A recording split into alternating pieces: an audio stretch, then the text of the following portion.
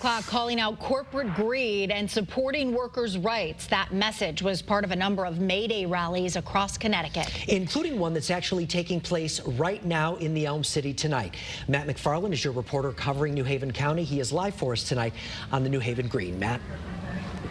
Hi there, Mark and Aaron. A lot of these folks here on the green, they've been here for a number of hours. The speaking program started around 3. After this wraps up, they'll be marching through downtown. But there's actually been a crowd here on the green all day because it started this morning with a number of high schoolers from around the Elm City.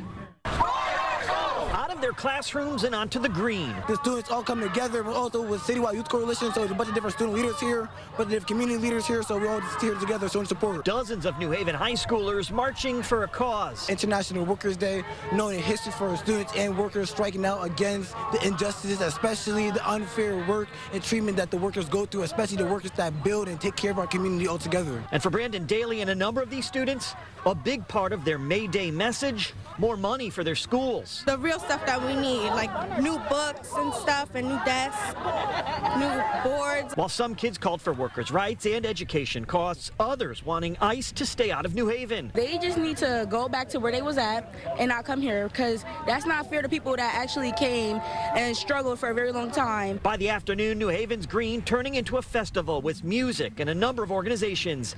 May Day participants demanding dignity, better wages, and respect for the working class, along with a message of solidarity. It's getting harder to live in this country in terms of affordability and housing prices in Connecticut and food scarcity, so it's important that we come together and everyone get active and involved. And plenty are doing that, even at a young age, like these high schoolers. Students are workers too, so we also want to definitely fight for fair housing, fair jobs, because these all trickle down to the students in the communities at the end of the day. And the march through downtown, participants tell us they'll be stopping at businesses and corporations that they say are part of the problem when it comes to low wages. Your reporter live in New Haven, Matt McFarland, Channel 3 Eyewitness News. Matt, thank you. Meanwhile, union members in